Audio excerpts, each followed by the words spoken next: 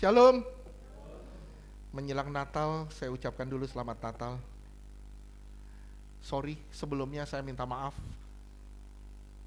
karena ada yang aneh hari ini. Kenapa? Karena saya nggak disuruh khotbah Natal.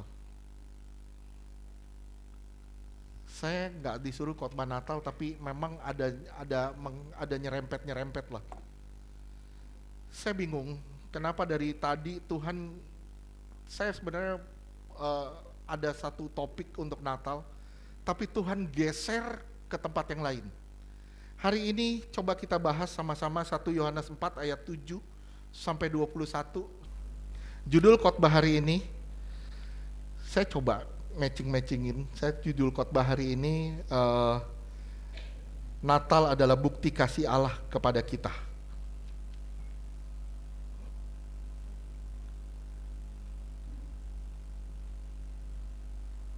Oke. Saya berusaha secepat mungkin.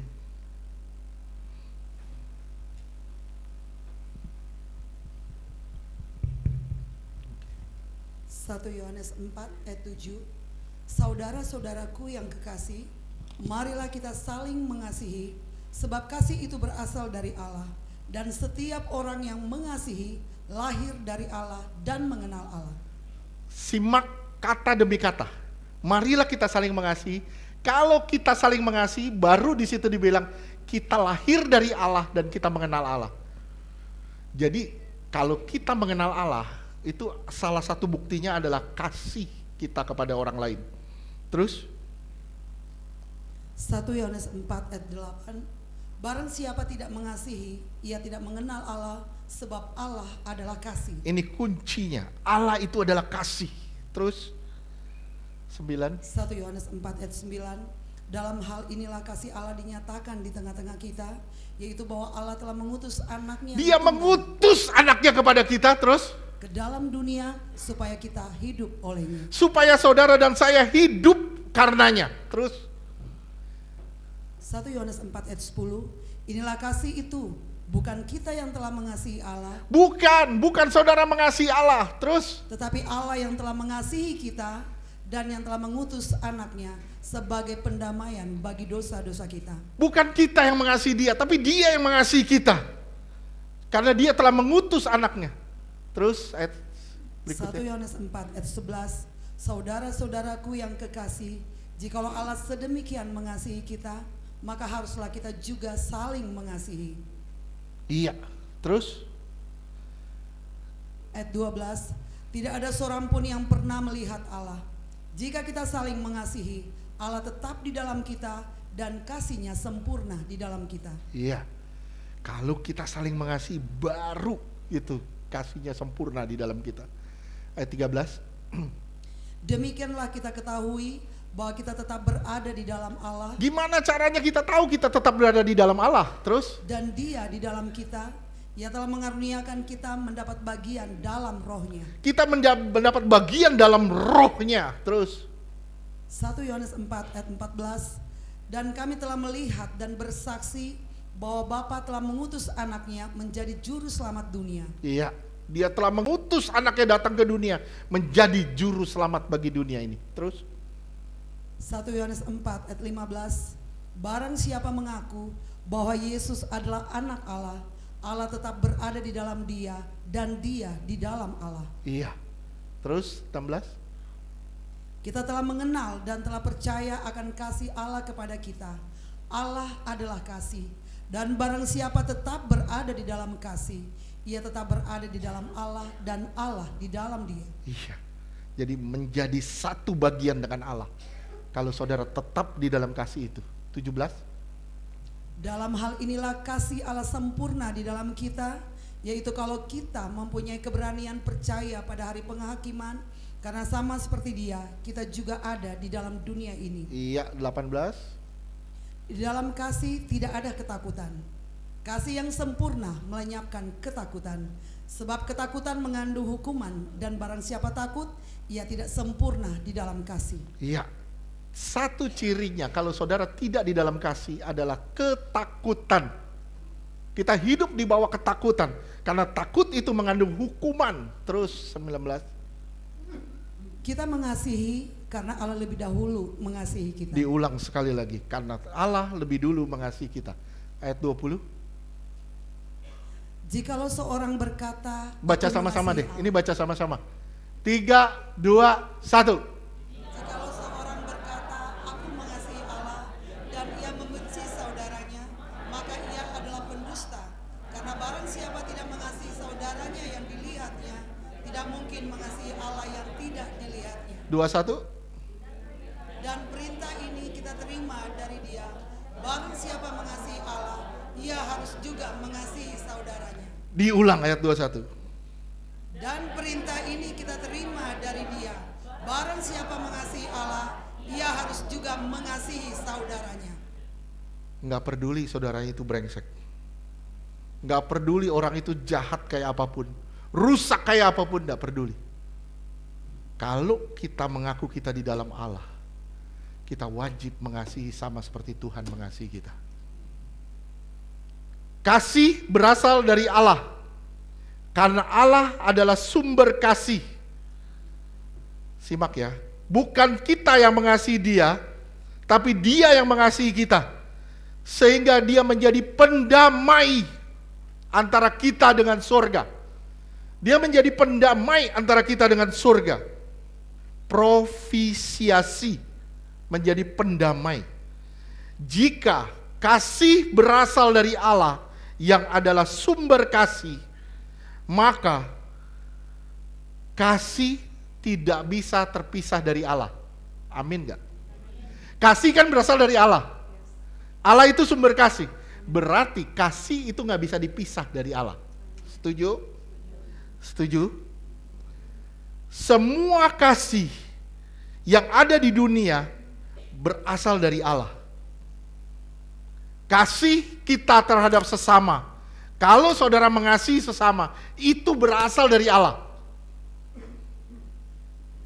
Tapi kalau saudara ada benci orang, tidak mengasihi sesama saudara, saudara sebel, kecewa atau apapun, itu tandanya saudara belum di dalam Dia. Sampai sini nyimak? Saat manusia mulai menyingkirkan Allah, simak ya. Saat saudara dan saya mulai singkirin Allah, saudara mulai menyingkirkan kasih. Oke? Kalau saudara mulai menyingkirkan Allah, saudara mulai menyingkirkan kasih. Nggak peduli, saudara bilang saya tetap sayang, saya tetap mengasihi. Nggak peduli. Kalau saudara menyingkirkan Allah, nggak punya hubungan dengan Allah, kasih saudara kepada sesama, itu akan jadi kasih yang daging. Kasih yang sifatnya menuntut. Lu baik, gue baik. Lu jahat, gue jahat. Itu bukan kasih yang benar. Saudara lihat, saudara pernah nonton film-film romantis, film Korea atau apapun? Pernah? Masih nonton? Masih nonton?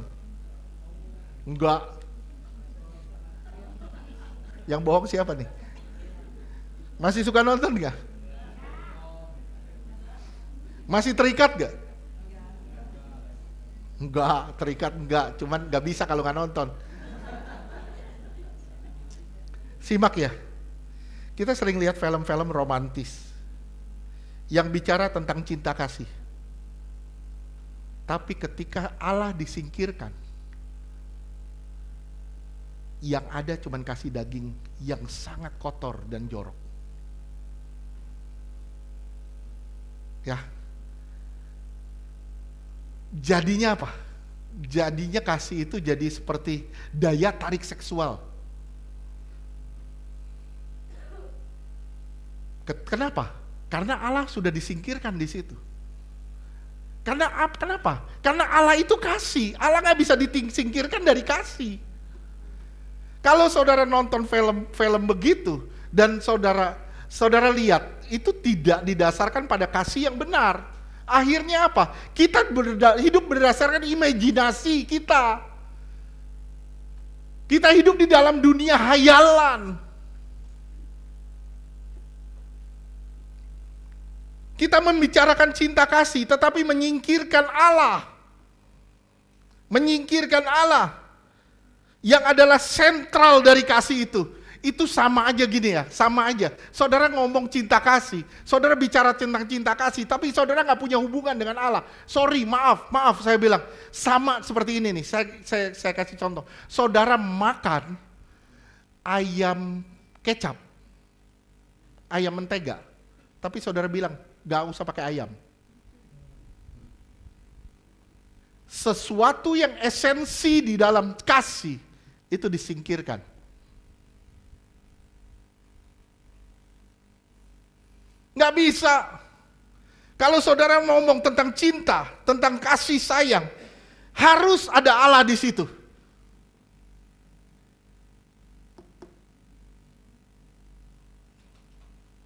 Kalau saudara ngomong tentang cinta tanpa Allah, ujung-ujungnya pasti daging. Pasti daging. Satu, ada tuntutan. Kedua, cinta kita berdasarkan apa yang bisa kita lihat. Selama lu masih langsing, gue sayang lu. Begitu lu badan lu udah kayak Doraemon, sorry maaf, gue bukan Suneo. Kita nggak bisa mengasihi ketika segala sesuatu mulai berubah. Kita nggak bisa mengasihi ketika segala sesuatu mulai berubah. Kenapa? Karena dasarnya kita menyingkirkan Allah. Dasarnya kita menyingkirkan Allah.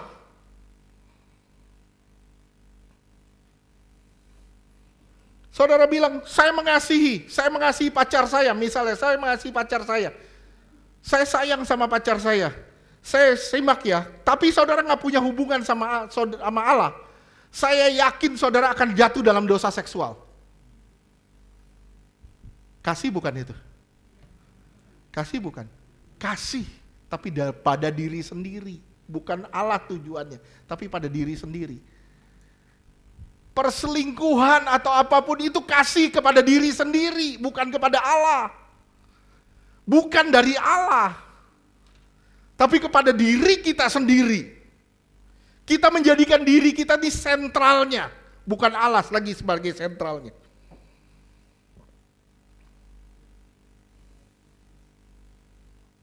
Jadi jika saudara mau bertumbuh di dalam kasih, belajarlah mengenal dan menyatu dengan Allah. Nggak ada cara lain. Belajar mengenal dan menyatu dengan Allah. Saya tanya sama saudara, rumah tangga yang harmonis, adem-adem, baik-baik semuanya, apa itu terjadi otomatis? Nggak ada yang otomatis. Semuanya harus dikerjakan, diusahakan. Saudara, saya bilang ya, saudara nggak akan bisa romantis, nggak akan bisa harmonis kalau saudara menjauhi Tuhan dari hidup saudara. Percaya deh, nggak bakal bisa. Sampai kapanpun nggak bakal bisa. Rumah tangga yang harmonis, rukun, sampai tua, sampai mati, itu nggak mungkin kalau nggak ada Tuhan di situ. Harus ada Tuhan di situ. Pasti ada perjuangan di situ. Sekarang lihat, definisi kasih itu apa? Definisi kasih itu apa? Lihat ayat 10-nya. Lihat ayat 10, definisi kasih. 1 Yohanes 4 ayat 10, inilah kasih itu, bukan kita yang telah mengasihi Allah. Inilah kasih. Apa itu kasih? Terus? Bukan kita yang telah mengasihi Allah, tetapi Allah yang telah mengasihi kita dan yang telah mengutus anaknya sebagai pendamaian bagi dosa-dosa kita. Kasih itu apa? Enggak ada lain selain pengorbanan. Enggak ada yang lain selain pengorbanan. Kalau saudara bilang, saya mengasihi istri saya, atau istri saya bilang, saya mengasihi saya, sorry, maaf, kalau dia gak mau berkorban atau saya gak mau berkorban, itu bukan kasih. Itu bukan kasih. Kasih itu harus disertai dengan pengorbanan. Yohanes 3 ayat 16, Saya yakin semua udah tahu ayat ini. Yohanes 3 ayat 16. Karena begitu besar kasih Allah akan dunia ini, sehingga ia telah mengaruniakan anaknya yang tunggal, supaya setiap orang yang percaya kepadanya tidak binasa, melainkan beroleh hidup yang kekal. Dunia pakai kata apa di situ? Saya udah sering ngomong. Kosmo. Ada geo, ada kosmo, ada proskuneo. Dunia pakai kata kosmo di situ. Dasarnya kosmetik. Kosmetik pakai dasarnya itu kosmo. Jadi apa? Cara Tuhan melihat dunia yang rusak ini cantik, kata Tuhan. Cara Tuhan memandang saudara itu indah. Tapi Pak, saya rusak. Tuhan gak ngelihat keadaan saudara hari ini. Asal saudara mau bertobat hari ini. Tuhan ngelihat keadaan saudara di kemudian hari. Yaitu saudara bermanfaat bagi dia. Dipakai dia. Memuliakan dia.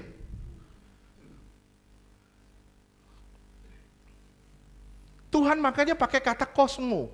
Begotten son. Anak tunggal, anak satu-satunya yang berharga diberikan. Itulah kasih. Kalau saudara bilang saudara mengasihi tapi gak mau berkorban, sorry, maaf saya bilang itu kasih palsu. Bohong. Bagaimana cara Tuhan memandang kita yang rusak ini? Saudara bisa lihat di Kidung Agung. Kidung Agung 1 ayat 5 dan 6. Saya yakin semua udah tahu ayat ini. Yang sering dengar khotbah saya. Kidung Agung 1 ayat 5. Memang hitam aku. Aku hitam, aku jelek, kotor. Terus? Hai putri-putri Yerusalem, seperti kemah orang Kedar, seperti tirai-tirai orang Salma. Kemah orang Kedar tuh hitam-hitam gitu. Kemahnya hitam. Jadi aku ini hitam, tapi aku cantik. Kalau bahasa Inggrisnya dark but lovely. Bagi dunia aku gak dihitung, tapi di mata Tuhan aku cantik. Tuhan ngelihat kecantikan saudara, bukan kekurangan saudara. Sekali lagi saya bilang, Tuhan akan melihat kecantikanmu, bukan kekuranganmu. Manusia akan melihat kekuranganmu, bukan kecantikanmu. Tapi Tuhan melihat kecantikanmu, bukan kekuranganmu. Itulah cara Tuhan memandang kita. Terus ayat 6. Janganlah kamu perhatikan bahwa aku hitam. Jangan perhatiin aku hitam ya. Jangan lihat aku hitam. Terus. Karena terik matahari membakar. Dunia ini sudah merusak aku. Dunia sudah mengurusak aku. Membuat kulitku jadi hitam. Terus. Putra-putra ibuku marah kepadaku. Aku dijadikan mereka penjaga kebun-kebun anggur. Kebun anggurku sendiri tak kujaga. Iya. Aku tidak berjalan dalam trek Tuhan. Kenapa? Karena dunia telah menyeret aku keluar dari jalur Tuhan. Tapi dia bilang, I'm dark but lovely. Aku hitam, tapi aku cantik. Ya. Jadi bukannya putih yang cantik, tapi hitam di mata Tuhan pun cantik. Amin. Jadi jangan berusaha memutihkan kulitmu. Karena di mata Tuhan, kita tetap dark but lovely. Amin.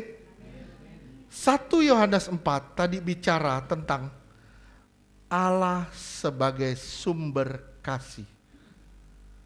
Setuju?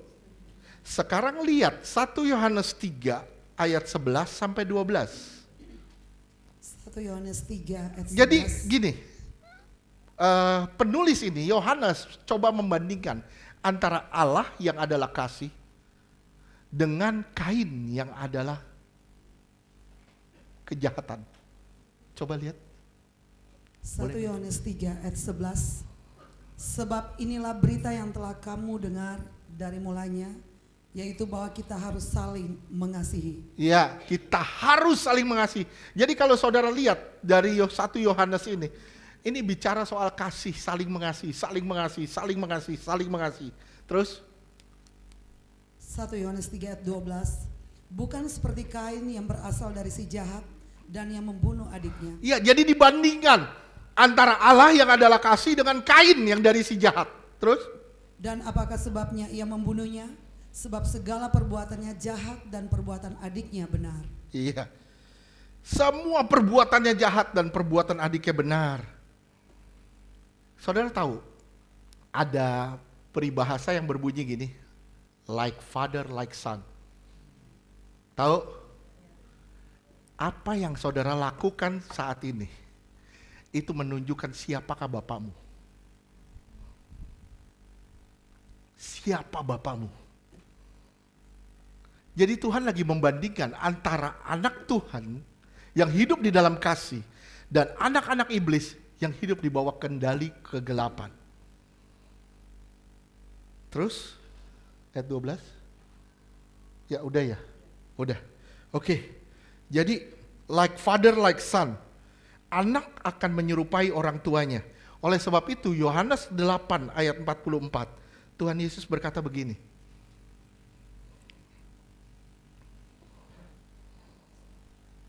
Iblislah yang menjadi bapakmu. Terus? Yohanes 8 ayat 44. Iblislah yang menjadi bapamu dan kamu ingin melakukan keinginan-keinginan bapamu. Ia adalah pembunuh manusia sejak semula dan tidak hidup dalam kebenaran. Sebab di dalam dia tidak ada kebenaran. Apabila ia berkata dusta, ia berkata atas kehendaknya sendiri. Sebab ia adalah pendusta dan bapa segala dusta. Oke. Jangan sampai iblis yang menjadi bapa kita. Kenapa? Karena perbuatan kita mencerminkan bapa kita. Sekali lagi saya ulang, tolong disimak. Perbuatan kita mencerminkan bapa kita. Siapa bapa kita? Kalau saudara mencintai sesama saudara, kalau saudara mencintai atau mengasihi sesama saudara, di situ terlihat bapamu siapa. Kamu tetap mencintai walau kerap dilukai. Kamu tetap mencintai walau sering kamu dilukai, disakiti. Kamu tetap sayang.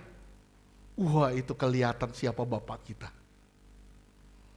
Gampang gak? Enggak loh. Waduh, kadang makan hati loh. Orang bilang sakitnya tuh di sini. 1 Yohanes 3 ayat 15.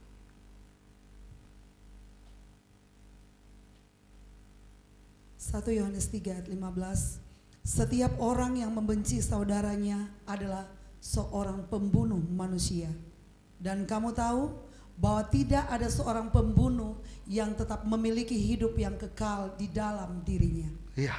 Jadi Yohanes lagi membandingkan ada dua kekuatan. Satu kekuatan cinta, dua kekuatan benci. Dua-duanya tarik-menarik, punya kekuatan yang sama. Satu kekuatan cinta, yang satu kekuatan benci. Yang benci itu akan merusak. Benci membuat kita iri dan sebagainya. Simak ya, saat kita mulai tinggalin persekutuan dengan Tuhan, maka iblis akan selewengkan kita dengan kasih yang lain, yaitu mengasihi diri sendiri. Dan resultnya, hasilnya adalah kita membenci orang lain dengan berbagai alasan yang terlihat logis. Kelihatannya logis. Biar apa dia brengsek, gua benci dia. Brengsek, kelihatannya logis. Tapi bagi Tuhan itu bukan sesuatu yang logis. Oke. Pesanan Anda sudah tiba.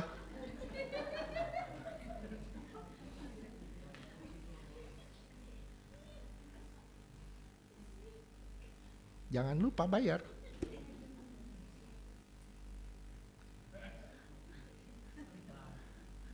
Philip ketawa telat, orang udah selesai dia baru ketawa.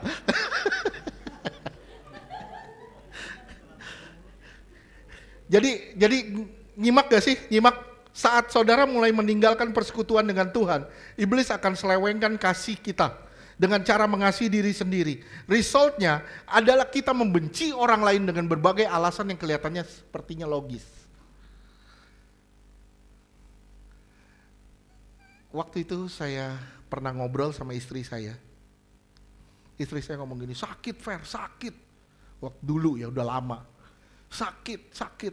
Saya bilang, emang Tuhan peduli lu disakitin? Pedulilah. Kalau peduli kenapa Tuhan izinin lu disakitin? Saya bilang gitu, kenapa Tuhan izinin lu disakitin? Yang Tuhan mau lu belajar mengampuni. Belajar kita mengampuni, mengasihi tanpa pamrih, mengasihi tanpa syarat. Itu baru yang namanya kasih yang benar. Gampang gak? Kalau gampang, dunia ini udah aman. Kalau gampang, gak ada yang masalah di dunia ini. Semua beres. Kebencian tidak akan berhenti sampai kita ambil langkah untuk mengampuni. Baru dia berhenti. Saya ulang sekali lagi, kebencian tidak pernah akan berhenti sampai saudara mengambil langkah atau tekad untuk belajar mengampuni. Kasih akan meluap dalam bentuk kesetiaan, kesabaran, kelembutan, tidak membalas, penguasaan diri. Itu kasih akan meluap dalam bentuk-bentuk seperti itu. Saudara bisa menguasai diri, saudara akan jadi sabar. Orang yang mengasihi Tuhan pasti menguasai diri. Amin gak? Dia gak akan tergoda dengan apapun yang ada di sekitarnya. Dia akan menguasai dirinya. Orang yang mengasihi Tuhan pasti lemah lembut. Lemah lembut itu seperti apa? Mau dibentuk, mau diajar, mau dididik. Kenapa? Karena dia mengasihi Tuhan. Untuk melakukan semua perlu energi kasih dari surga. Saudara gak bisa melakukannya sendiri. Dosa tidak perlu dipelajari. Gak ada tuh yang namanya sekolah dosa. Sekolah Alkitab ada. Tapi kasih harus diusahakan. Supaya saudara hidup suci. Perlu yang namanya self control, penguasaan diri. Tanpa penguasaan diri, tanpa kasih, saudara nggak bisa menguasai diri. Tanpa menguasai diri, saudara pasti terjerumus lebih dalam dosa. Dan hidup saudara akan lebih parah dari sebelumnya.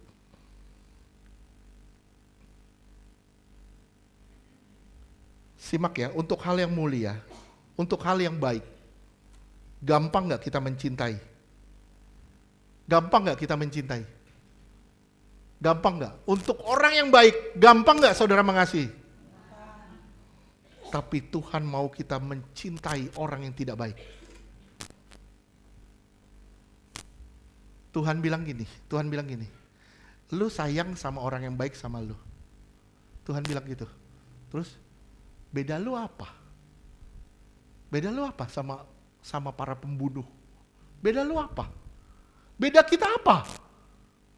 Beda kita apa sama orang di luar sana yang tidak percaya Tuhan? Yang membedakan kita sama orang di luar sana yang tidak percaya Tuhan adalah kita mengasihi mereka yang tidak patut dikasihi.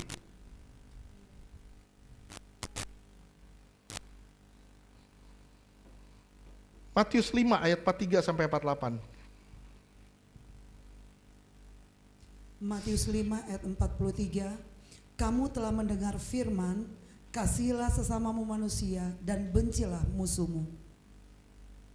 Ya, terus? Matius 5 ayat 44. Ini saya pernah ngomong sama saudara ya. Sebenarnya di ayat Alkitab nggak ada kata begini. Ini ada di kitab lain yang Tuhan ngomong itu ke kitabnya orang Yahudi. Kebiasaan-kebiasaan orang Yahudi. Kasihilah sesamamu dan bencilah musuhmu. Itu ada, bukan di Alkitab sebenarnya. Jadi orang Yahudi punya pegangan selain Tanak, Torah dan Ketuvim, atau Alkitab yang disebut TNK ya, Tanak, Torah, Ketuvim sama Neviim. 3 ini.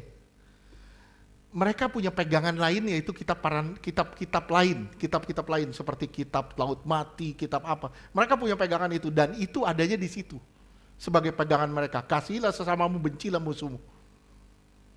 Terus Matius 5 ayat 44. Tetapi aku berkata kepadamu, Kasihilah musuhmu dan berdoalah bagi mereka yang menganiaya kamu. Engkau gak dianiaya secara fisik, tapi engkau dianiaya secara mental. Engkau tetap harus berdoa buat dia. Jangan berhenti berdoa sebelum segala sesuatu berubah. Ingat, jangan pernah berhenti berubah sebelum segala sesuatunya berubah. Jangan berhenti berdoa sebelum segala sesuatu berubah. Terus ayat 45. Matius 5 ayat 45. Karena dengan demikianlah kamu menjadi anak-anak Bapamu yang di sorga, yang menerbitkan matahari bagi orang yang jahat dan orang yang baik, dan menurunkan hujan bagi orang yang benar dan orang yang tidak benar. Oke. 46. Apabila kamu mengasihi orang yang mengasihi kamu, apakah upahmu? Bukankah pemungut cukai juga berbuat demikian? Orang jahat bisa kok kalau mengasihi orang yang jahat, yang baik sama kita. Orang jahat bisa. Tapi mengasihi orang yang tidak patut dikasihi, itu nggak semua orang bisa. Hanya orang-orang yang punya hubungan dengan Tuhan yang bisa melakukan itu. Terus? Matius 5 ayat 47. Dan apabila kamu hanya memberi salam kepada saudara-saudaramu saja, apakah lebihnya daripada perbuatan orang lain? Bukankah orang yang tidak mengenal Allah pun berbuat demikian? 48. Karena itu haruslah kamu sempurna, sama seperti Bapamu yang di sorga adalah sempurna. Begitu baca ini, saudara akan lihat, kamu dituntut menjadi perfect.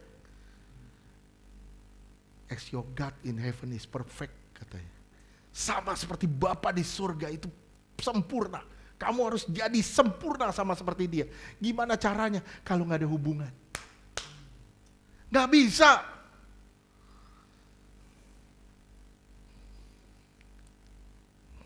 Ini satu ilustrasi aja ya. Ilustrasi aja. Saudara bersentuhan satu sama lain. Betul gak? Kita sebagai makhluk sosial bersentuhan. Kita rentan dengan yang namanya dilukai, disakiti. Betul gak? Kenapa hubungan seseorang itu bisa langgeng? Apakah tidak ada intrik-intrik, apakah tidak ada gesekan di dalamnya? Saya yakin pasti ada. Yang membedakan adalah kelenturan kasih itu. Semakin saudara bersekutu sama Tuhan, saudara makin punya hati yang lentur. Lentur. Kalau lentur tuh kayak karet ya, ditarik tuh gitu. Sampai ditarik sampai lentur banget, sampai jauh, tetap dia bisa balik menyatu lagi. Tuhan maunya seperti itu kasih kita. Ya, suami istri di sini suami istri. Saya rindu saudara punya kasih yang lentur begini.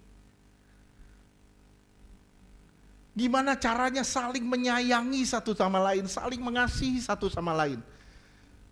Perkawinan bukan terdiri dari tuntutan. Kalau terdiri dengan itu, rumah tangga itu kayak majelis kehakiman, tahu? Kayak pengadilan negeri gitu, pengadilan negeri. Urusannya apa? Istri kerjanya jadi penuntut. Suami jadi pembela. Bela diri terus, istri nuntut terus. Anak jadi saksi. Saksi palsu lagi. Rumah tangga jadi begini. Tuhan mau saya bilang ya, simak ya, Tuhan mau saudara berurusan dengan siapapun tanpa pilih-pilih. Kita mau retret nih. Istri saya paling pusing mikirin apa? Kamar tidur. Bisa gak ya? Ini nyatu gak ya sama ini? Nyatu gak ya? Ini sama ini? Nyatu gak ya? Saya cuman bilang, mestinya kalau saudara punya kasih yang lentur, saudara mau ditaruh sama singa pun saudara bisa beradaptasi. Sorry, maaf ya. Di situ katanya ada monyet. Saudara ditaruh sama monyet pun saudara bisa beradaptasi di sana. Bisa lu saudara tos-tosan sama monyet.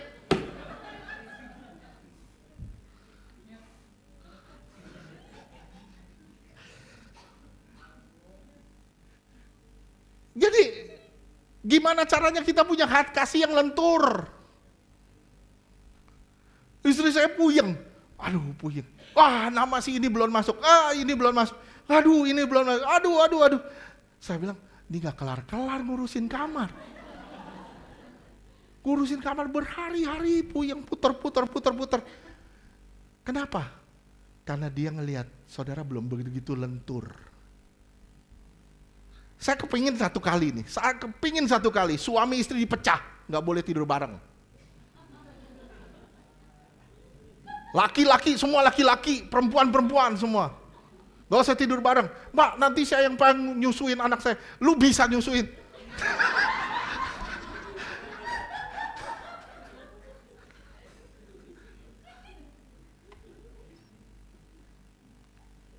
Ini salah satu ide. Memang gila. Tapi bukan mustahil kalau saudara punya kasih yang lentur. Nah kita harus buktiin, kita bisa beradaptasi dengan siapapun. Saya pernah cerita gak orang yang hamba Tuhan yang ditaruh di salah satu rumah, kelemahannya apa? Gak pernah copot sepatu kalau tidur. Saya pernah cerita gak kasus itu? Jadi ini satu hamba Tuhan, satu pendeta, dia kedatangan tamu yang kotor, jorok banget. Nggak pernah copotin sepatu kalau tidur. Pendeta ini orang bule, namanya saya lupa, dan hamba Tuhan yang diutus ini orang negro. Jorok banget, kotor banget hidupnya.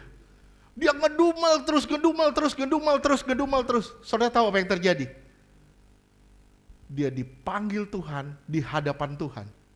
Ketemu Tuhan bilang, lu gak bisa masuk dengan cara hidup lu seperti ini, lu gak bisa masuk ke dalam. Kenapa? Aku mengutus dia untuk membentuk kamu. Merubah kebiasaan kamu, merubah pola pikir kamu. Ibu-ibu kalau di rumah, kalau udah bersih-bersih, suami merasa itu sebagai ancaman. Biasanya kalau ibu-ibu udah pegang sapu, suami udah duduk diam. Kenapa? Kadang kita lebih peduli sama kebersihan rumah daripada kebersihan hati. Istri saya selalu ngomong gitu, lu peduli sama kebersihan hati, gak usah pusing sama kebersihan rumah.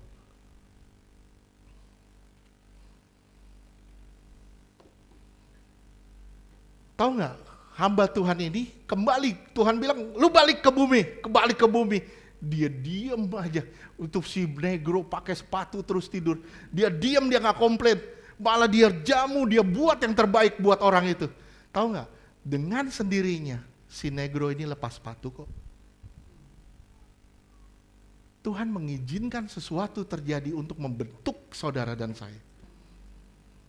Permasalahannya, punya nggak saudara hati yang lentur?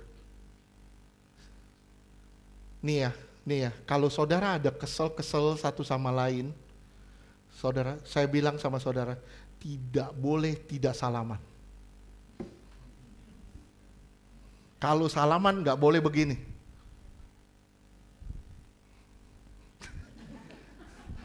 Tapi salaman begini, halo, apa kabar? Pok gitu. Kita harus tatapan, lihat matanya. Halo, apa kabar? Biar orang bisa ngelihat senyuman kita. Oke? Setuju? Setuju? Kok setuju dikit banget sih? Setuju gak?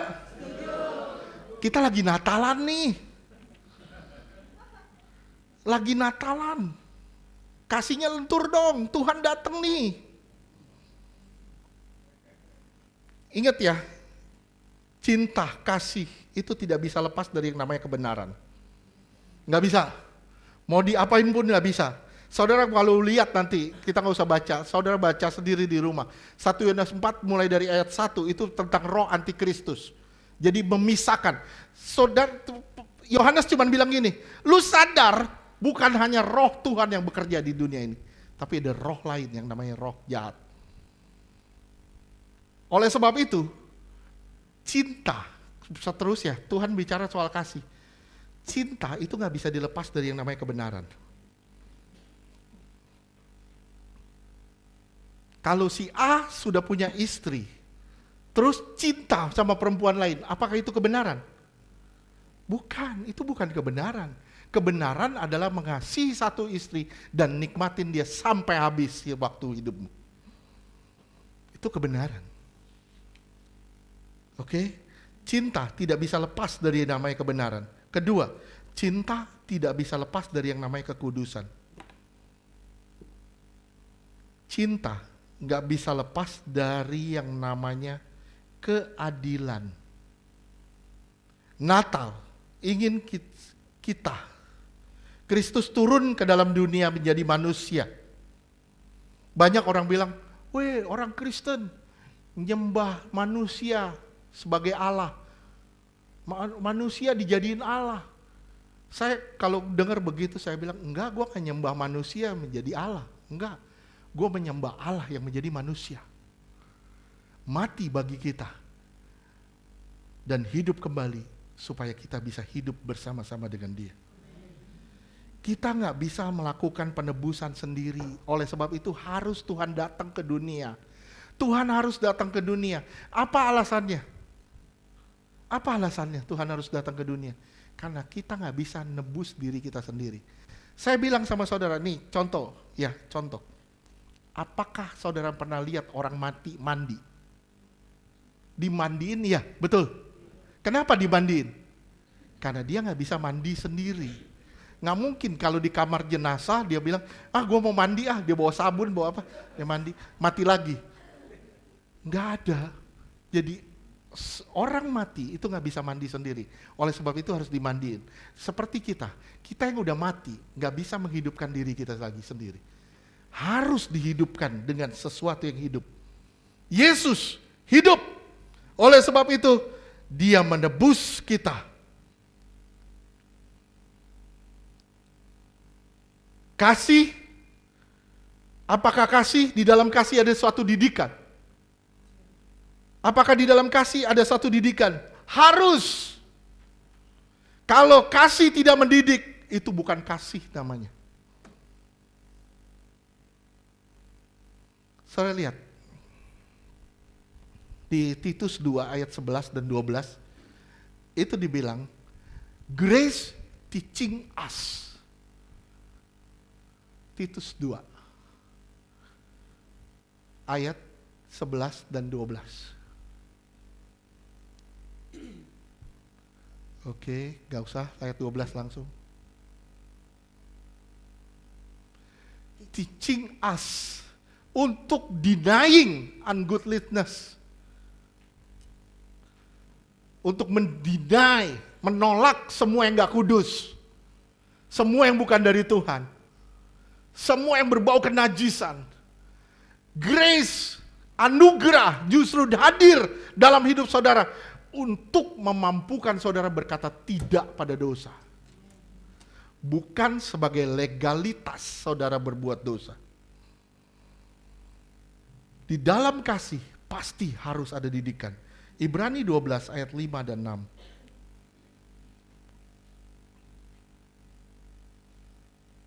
Sedikit lagi ya, sedikit lagi, saya minta waktu sedikit lagi, oke?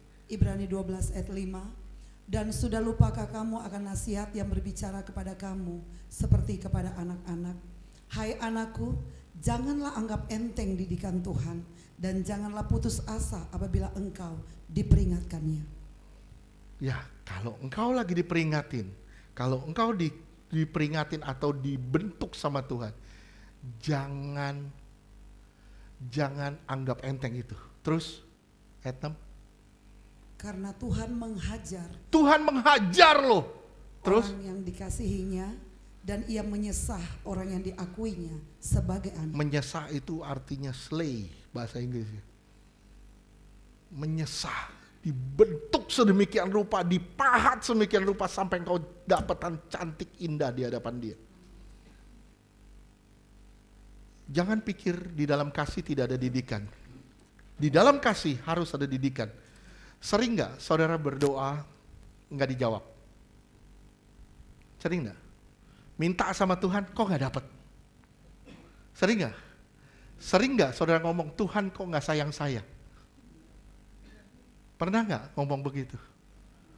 Saya bilang ya, kalau kita pernah ngomong Tuhan nggak sayang saya, saudara nggak tahu firman Tuhan. Firman Tuhan bilang God is love. Tuhan itu adalah kasih. Tuhan itu pasti sayang saudara. Nggak mungkin dia nggak sayang saudara. Cuman permasalahannya Tuhan selalu jawab doa kita. Setuju? Saya pernah khotbahin, Tuhan selalu jawab doa kita. Setuju nggak? Setuju. Jawabannya apa? Ya, tidak, tunggu. Kadang Tuhan jawab tunggu, kita bilang, Tuhan, lu udah gak jawab doa gue tinggalin lu.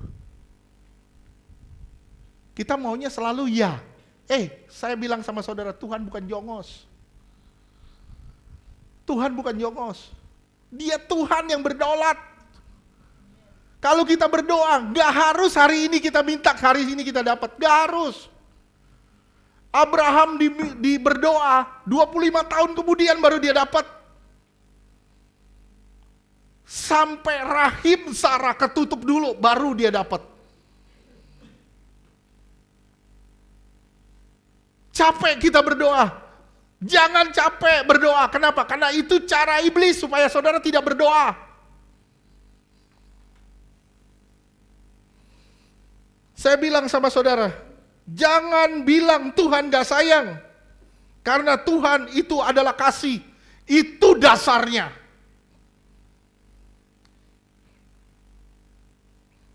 Apakah Allah mengasihi saudara kalau Tuhan menjawab doa kita? Sama aja kita jadikan dia jongos kita. Tuhan mencintai kita bukan berarti dia pembantu kita. Kita harus sadar itu. Kita udah singkirin semua, sedikit-sedikit kita mulai singkirin. Dulu pertama CG berdiri, belum berdiri ya, masih di GBI ya kita ya. Saya masih di sinode lama, itu kita masih pakai topi center class. Sekarang sudah tinggalin. Kenapa? Kenapa nggak pakai lagi? Karena Yesus itu bukan center class. Kita nggak bisa doktrinisasi anak-anak dengan center class. Akhirnya apa? Anak-anak ngelihat sosoknya sosok pemberi. Yesus itu pasti beri. Yesus itu minta apa pasti dikasih. Belum tentu. Akhirnya apa? Kita salah mendidik anak.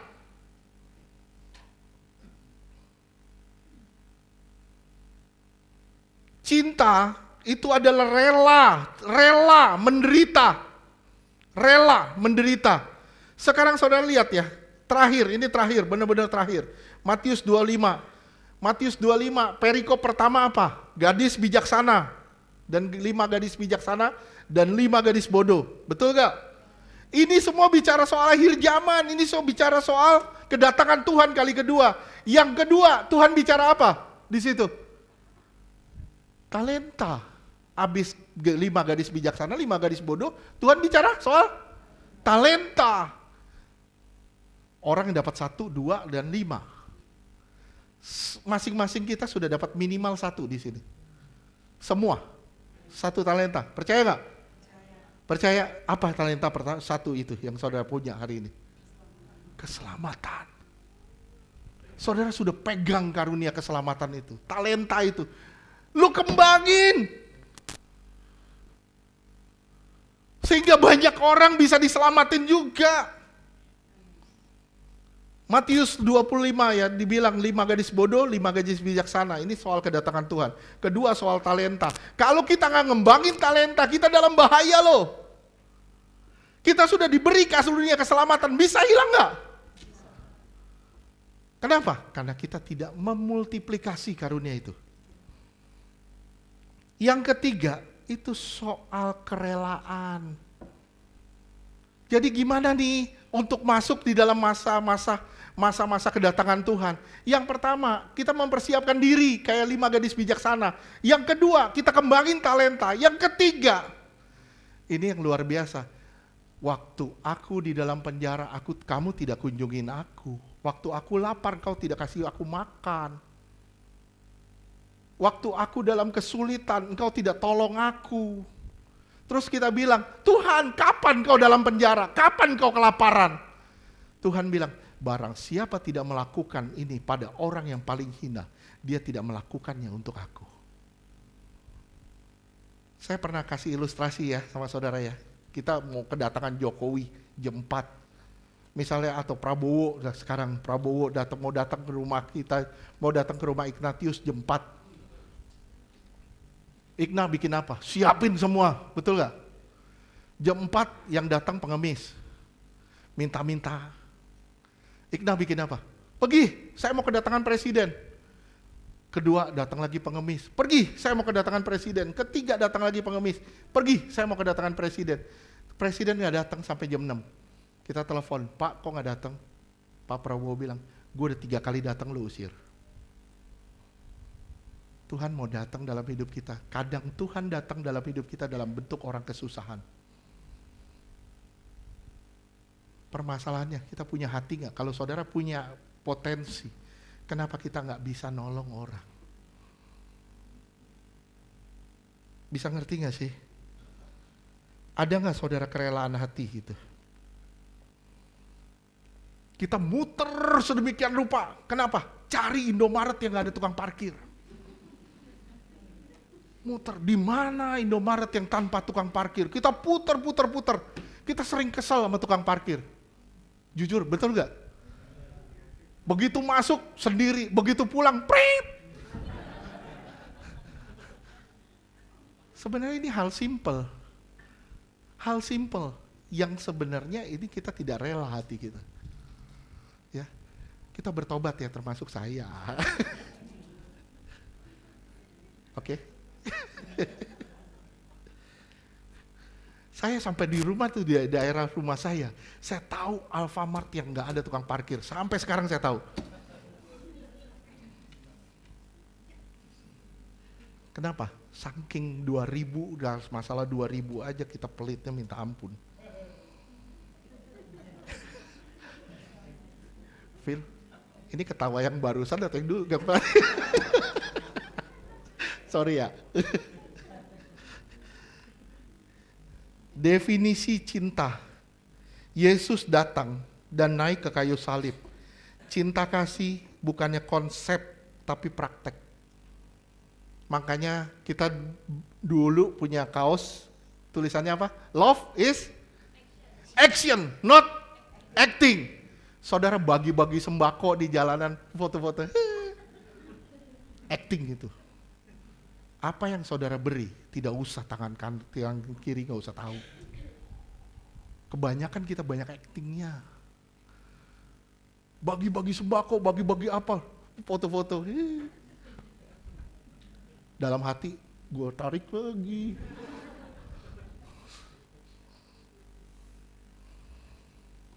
Love is action, not acting.